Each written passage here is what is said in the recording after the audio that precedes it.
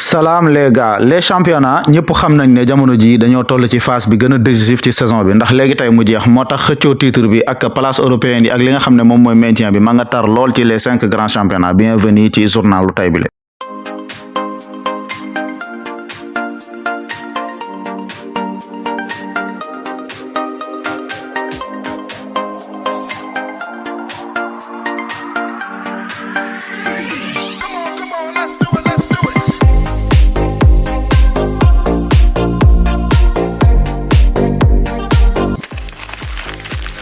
daanu koy commencé ak la Bundesliga der Klassiker match bi nga xam ne moom mooy seen affiche bi gën a rëy rawatina sur les 10-15 dernières années mu waroon a dox ci diggante le Bayern Munich ak le Borussia Dortmund ñaar ñi nga xam ne ñooy représenté mën naa ne Allemagne dignement surtout sur le plan européen. Gis ngeen les derniers résultats, voilà 2 buts partout, 4-2 pour Bayern Munich, amoon nañ 4-0, 2-0 pour Borussia, amoon nañ tamit 1 but partout en 2024. tey nag tamit mooy dernier classico bi nga xam ne kii di Thomas Müller la légende allemand du Bayern Munich moo ngi koy war a disputer ndax ñëpp xam nañ ne bu saison bi jeexee dafay dem comme ni ko dirigeant bavarois yi waxee. match bi nag mi ngi waroon am aussi foofa ca Allianz Arena mu nekk kon terrain boo xam ne Dortmund na daanaka lam fay am ndam bariwul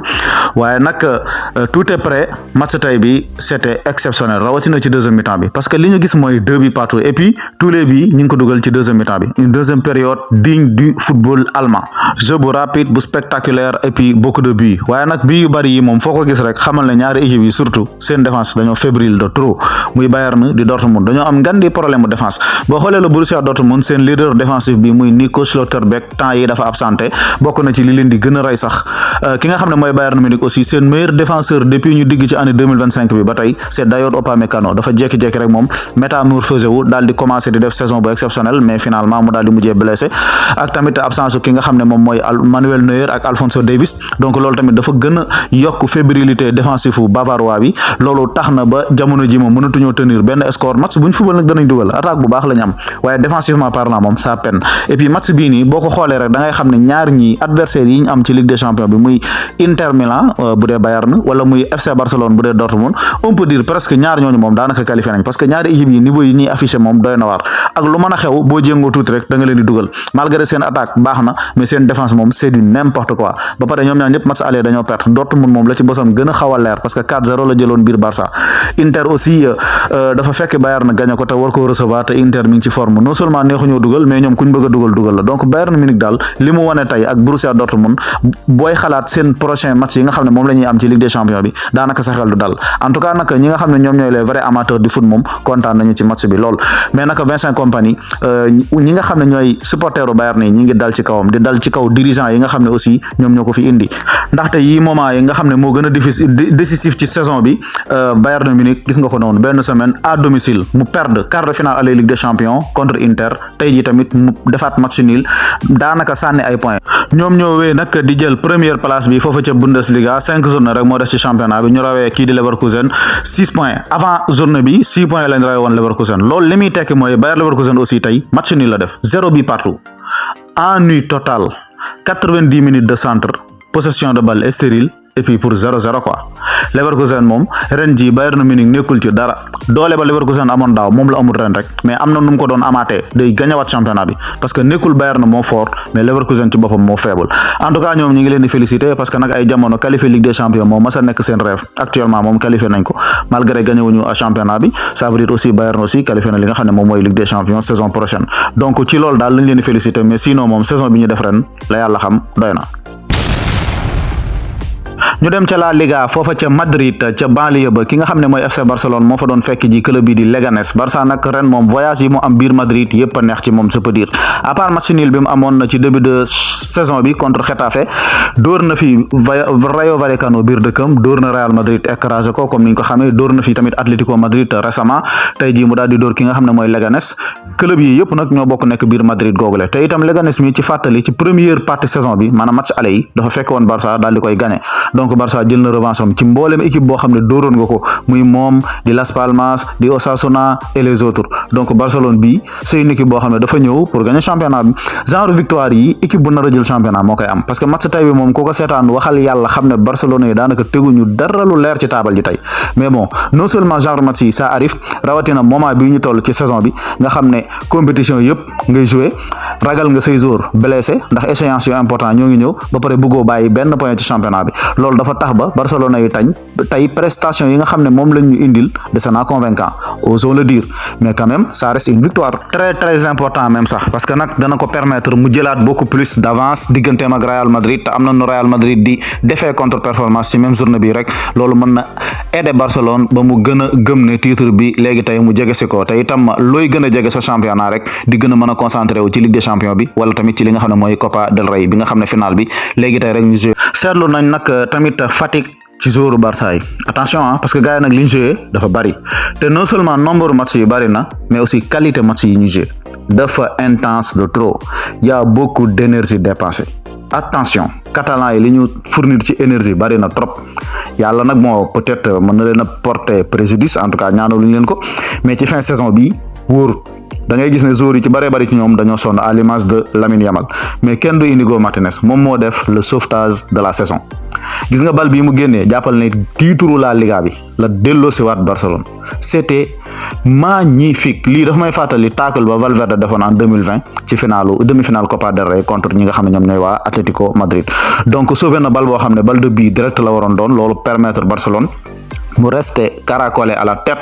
de ce championnat avec 70 points maintenant Real Madrid 7 points club la boo xam ne nag ñoom ñi ngi nekk ci jàmm ndaxte seen équipe bi La Masia yi ñoom ñoo gagné seen championnat ci catégorie yi ngay gis U19 U18 ak U16 te amul benn championnat ci championnat yooyu boo xam ne jeex na maanaam Barça dañoo raafal trophée yépp ci la Liga ci petite catégorie te benn jeexagu ci top performance et bravo. ñu dem foofa ci la première ligue xool Arsenal mi nga xam ne moom moo nekkoon mën naa ne seet bi nga xam ne moom lañ doon seetal ci semaine bi ndaxte dóor yi mu dóor Real Madrid ci Ligue des Champions bi waaye tey moom exploité wul forme boobu nga xam ne ci lañ nekk parce que biir dëkkam la doon dalal kii di Brentford ñu def match nul 1 but partout Arsenal nag c'est un club boo xam ne il est difficile vraiment nga ne mën na concurrencer ci gagner championnat parce que des moments comme ça soxla nañ lu mu bon ngay bind say 3 points ak noo ko mën a bindee même bu dee da ngaa taxale match bi wala sax match boo xam ne bu bon nga def garaawul yow daal indil 3 points rek parce que ci moment boobu lañ toll mais voilà Liverpool moom jàppal ne bu amaatee 9 points rek day gagner championnat bi naam Brentford adversaire la boo xam ne vraiment dafa coriace te itam match piège la mais Arsenal ku leen xool niñ footballee xam ne seen match retour bi contre Real moom la ñuy waajal buñ ci defee seen xel ba mëpp li gars yi di ragal mbaa du xew en tout cas ñoom ñu ngi ci dëkk bi di nul rek 12e match nul Everton mooy équipe bi ëpp nul PL am na 14 match nul Arsenal Brighton ñoo ci topp ku ci ne am nga 12 match nul c'est du n'importe quoi ba pare Mikel Arteta li muy tëlee di gagner yenn équipe yëpp ponkal yi yëpp du mën a leen ren Luis Enrique avec PSG Arteta du mën a ko 2-0 Guardiola avec Man City Arteta du mën a ko 5-1 barke démb Carlo Ancelotti avec Real Arteta du mën a ko 3-0 tout ça pour ñëw ci championnat bi di nul ak Brentford Arteta daal da ngay waaru Manchester City moom tey dafa def benn performance triple XL ndaxte daf doon dalal kii di Crystal Palace biir Etihad mais ñu def début de match bu catastrophique Crystal Palace mënoon na mën sax 4-0 au bout de 25 minutes parce que y avait tellement des errances défensives mais dañoo jékki-jékki rek un Kevin De Bruyne sorti de nulle part samp benn coup franc dugal ko à la Declan Rice côté bi gardien bi taxaw fa la ko def mais coup franc bu serré quand même loolu nag moom moo sonné révolte Manchester City après on a vu Omar Marmoush dugal deuxième bi bu rafet quand même dafa ñoom ñaar ñoo répondre ñi nga xam ne ñooy Richard ak kii di Eberechi Eze après nag Manchester City nangu match bi top performance de la part des Citizens les Sky Blues de Pep Guardiola vraiment avec un excellent Kevin De Bruyne un excellent Omar Marmoush déjà ñaar ñi ak Pep Guardiola bokk nañ ci ñi nga xam ne bi City nekkee ci ay jafe-jafe ñoom ñoo tëye barak bi pour génne ko ci ndaxte jamono ji ñëpp xam nañ ne Erling Haaland est absent bu City mënee dugal 5 bi sans Erling Haaland rek ça veut dire que am na travail d'équipe boo xam ne ñi ngi ko commencé def te Omar Marmoush n'est pas étrange moom mooy joueur bi nga xam ne nag décisif na maintenant 30 fois ci saison ren bi ba pare 2020 2025 bi joueur yi nga xam ne ñoo ci ëpp luñ dugal bi sans marquer penalty fële ca Angleterre moom la ak Mohamed Salah moom moo marqué 9 bi Mohamed Salah am 6 bi donc Omar Marmoush mi ngi commencé retrouver ses marques foofa ca Etihad avec Manchester City léegi tey nag mu daal di acclimaté wu ak championnat Angleterre te su boobaa nag leneen mën naa xew en tout cas Manchester City moom ku seetaan ni muy footballé ak booy yi nga xam ne ñoom lay intégré ci équipe bi di nga xam ne changement mi ngi commencé am te itam naka jekk loolu lañ doon souhaité moom lañ doon xaar moom lañ soxla woon Pep Guardiola il était temps mu xaw a wàññi tuuti les dépenses daal di delluwaat ci centre de formation parce que quand même centre de formation Manchester City centre de sous-côté la mais quand même centre bu réputé la ndax nag ay formateurs yu jugee La Masia lañ fa yóbbu ñu ci mel ne ñoom Rodolfo Borrell par exemple ndaxte boobu xeetu politique moom la Moubarak Khaldoun masa bëgg te depuis 2014 ba léegi ma ngi fay teg ay base yoo xam ne dañ ko inspiré ci modèle catalan bi nga xam ne moom moo am fële ca La Masia ba loolu tax na vraiment Manchester City ay jeunes talent yu baax la yor ba pare itam boo xoolee effectif bi diñ ci gis lu nu mel ndax Victor Reis un brésilien 19 ans défenseur ki nga xam ne mooy Simpson Pussi 19 ans défenseur Claudio Echeverri booy argentin boobu ñu jënd 19 ans milieu terrain Rico Lewis 20 ans latéral Khosanov 21 ans défenseur Oscar Bob 21 ans ailier ñoom Savinho 21 ans ailier Jérémy Doku 22 ans ailier ki nga xam ne mooy Makati aussi 22 ans nekkaat beneen ailier donc Manchester City vraiment am na vivier de talent boo xam ne c'est très très intéressant et très prometteur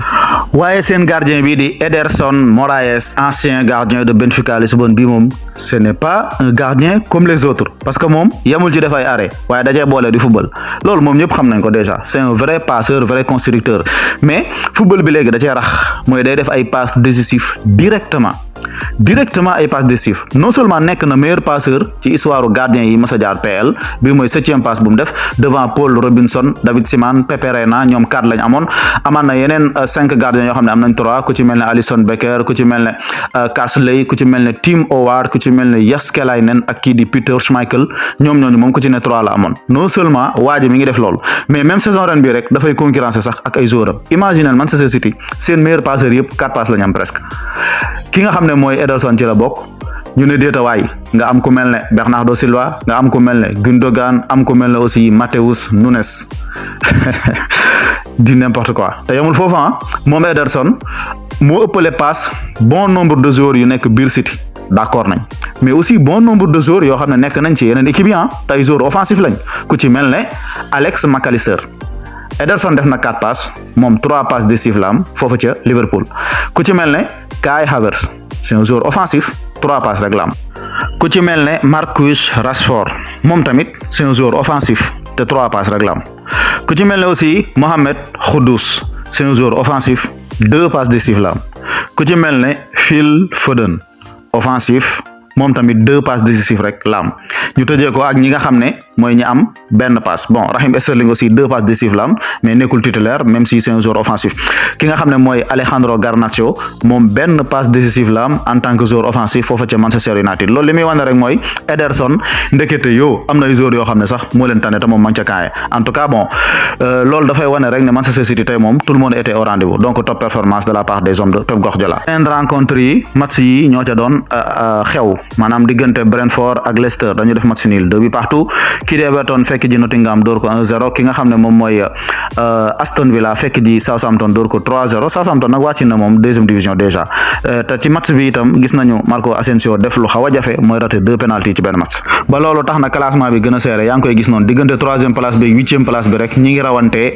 9 points seulement donc place qualificative européenne yi benn leeragu ci à partir de 3e jëm suuf muy Nottingham ba ci Fulham kenn ku ci ne mën ngaa dem Ligue des Champions kenn ku ci ne mën ngaa dem Ligue Europa wala Conference League. la Serie A italienne tamit lu ni mel lañ fa nemmeeku ndaxte Atalanta mi ngay gis nii ca kaw moom moo nekk 3e li ko dalee Atalanta bi ba ci AC Milan yaa ngi koy gis 10 points moo leen séparé kenn ku ci ne ci ñoom itam mën ngaa terminer fu ne ki nekk 9e sax mën na dem ba terminer 3e à la fin de la saison ça dépend rek ci niveau de constance bi mu am donc foofu xëccoo bu tar moo fa am waaye ki nga xam ne moom mooy International di Milano moom tey dafa recevoir kii di Cagliari biir Giuseppe Meazza duma ko 3-1 top performance de la part des Nerazzurri nekkul loo xam ne bett na kenn parce que Inter ak niveau bi muy daw bokk na ci équipe yi gën a ñorle football ci Europe Filippo Simone Inzaghi dafa créer benn équipe boo xam ne vraiment c'est une équipe nekkul ay individualité yoo xam ne kenn ku ci ne da ngaa beru sa ruq rek di jouer sa partition non non non tout le monde joue pour tout le monde marque pour tout le monde permet. C'est une équipe boo xam ne vraiment dafa dynamique de trop boo leen dee seetaan da ngay gis ne jeu bu divertissant la ñuy football te ñoom dañoo jékki-jékki rek daal di tàkkaat ndaxte ay jamono yi décembre janvier yooyu amoon nañ fi ay jafe-jafe quand même surtout moment boobu nga xam ne ñi ngi doon perdre super coupe d'Italie mais moment bi nga xam ne ci lañ ñëwee mooy bi baax te non seulement ñoo ngi xëccoo 3 trophées mais trophées yooyu ñuy xëccoo yëpp amul benn boo xam ne kenn mën na leen cee génnee ci lu yomb moo xam Serie A bi nga xam ne ñoo nekk leader jusqu'à présent wala coupe d'Italie bi nga xam ne ñi ngi war a football demi-finale retour seen dëkk contre Milan ak itam quart de finale retour Ligue des Champions bi ñu war a football seen dëkk contre Bayern te Inter forme bu yéeme la nekk après dinañ ci ñëw mais ki nekk ci forme dëgg mooy seen buteur bii di Lautaro Martinez moom ren 48 matchs 23 buts 4 passes D am na maanaam 27 contributions contribué na nag ci 4 compétitions moo xam championnat Italie wala Ligue des Champions wala super coupe d'Italie wala aussi li nga xam ne moom mooy éliminatoire coupe du monde avec sélection argentine te yemul foofu itam ndaxte moom marqué na 20 bi pendant 4 saisons consécutives mi ngi ko commencé depuis saison 21-22 dugaloon na boobu 25 bi top performance de Lautaro Martinez ñu ne déetawaay mu ñëw defaat saison 22-23 boobu mi ngi marqué woon 28 bi avec Inter Milan saison 23-24 mooy bii weesu boobu amoon na 27 réalisations ñu ne déetawaay mu ñëw ci saison ren bi fi mu toll nii amagun na 20 bi te ba léegi affaire yi moo ngi continuer donc Lautaro Martinez lu mu bon marqué na lu ëpp 80 et quelques bi ci 4 dernières saisons yi quel jour ñi nga xam ne ñoom ñooy waa Inter forme bi ñu nekk yaa ngi koy gis 12 derniers matchs yi amuñ ci défaite 9 victoires 3 matchs nuls dóor nañ Genoa 1-0 dóor Lazio 2-0 nul ak Napoli 1 but partout dóor ki nga xam ne mooy Feyenoord 2-0 dóor Monza 3-2 dóor Feyenoord 2-1 encore dóoraat ki nga xam ne mooy Atalanta 2-0 dóor Udinese 2-1 dóoraat ki nga xam ne mooy Bayern 2-1 tey ñu dóor Cagliari 3-1 niloon nañoo ak Milan 1 partout ak Parma 2 buts partout ci week-end bi passé tey nag ñoom dañoo def loo xam ne baaxoowuñ ko mooy recevoir ba pare sol ay maillot yu blanc yoo xam ne bokkul sax ci seen moyens yi mais li ko waral mooy dañ doon rendre hommage rek benn pilote italien boo xam ne mi ngi tudd Valentino Rossi nekkoon benn pilote boo xam ne ci wàllu MotoGP la doon yëngatu ba léegi nag moo ngi dund mais tey daf doon fêter 47e anniversaire am c'est un supporter de l'Inter te c'est un grand champion ci domaine boobu muy yëngu loolu moo ko waral. ñu wutali foofa ca Torino la Juventus de Turin moo fa doon recevoir club bi di Lecce daal di koy gagné 2-1 ñoom ñaar nag seen match aller dañu def na nul 1 but partout match boo xam ne Juventus daf ko gagné ba 80 et quelques minutes 93e minute mu encaissé ndeysaan donc Juventus de Thiago Motta moom vendangé na beaucoup de points yoo xam ne Igor Tudor depuis mu ñëw ba léegi mi ngi koy commencé dajale malgré offensivement ba léegi nii prolifique defagu ko défensivement aussi ba léegi dese na solide ndaxte Juventus day encaissé ay buts mais lu mu bon par benn bii la encaissé donc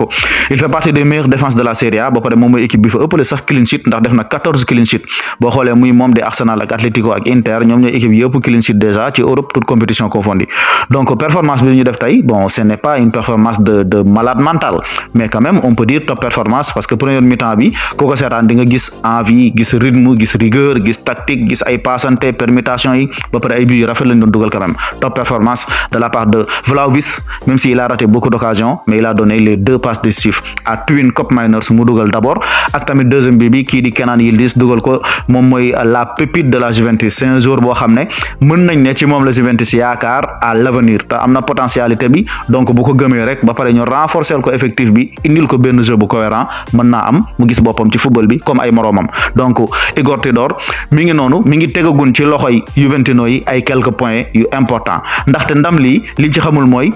moom mooy 15e victoire Juventus non seulement mais tegagun na la Juventus à l'heure actuelle ci 3e place championnat bi mais provisoirement parce que ki nga xam ne mooy Atalanta mi occupé woon place bi joué gul mais demain dafa war a am concurrent directam muy Bologne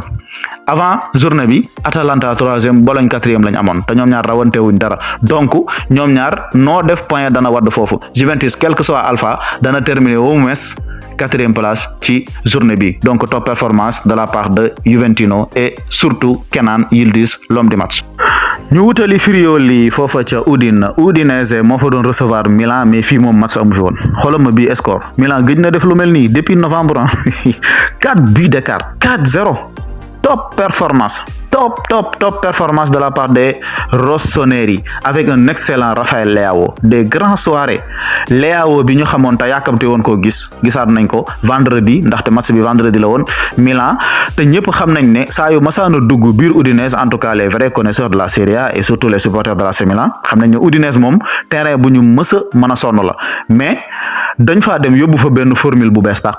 3-4-3 fatt fépp occuper espace yi d'une manière très rationnelle ba pare daal di indi nag benn jeu bu diabolique y a beaucoup de profondeur et puis Théo Hernandez nous a marqué un but de malade mental Théo xanaa daa mere gardien bi mais li gars yi naan xaañ moom la dugal quel but et puis quel latéral quel joueur bari ay caprice moko sonal ce gars mais nak il fait partie des meilleurs latéraux gauche au monde même si saison ren bi mom ñu ci melni ay Di Marco ay Nuno Mendes ay Alejandro Balde mom xaw nañ ko fi baye mais attention hein, c'est une valeur sûre nako Milan jéema conserver dégg naa na supporter yépp mer nañ ko né na dem mais bo moytuwul buñ démé mën nañ ko réccu parce que yeneen équipe bi tamit dañu am pénurie ci latéral gauche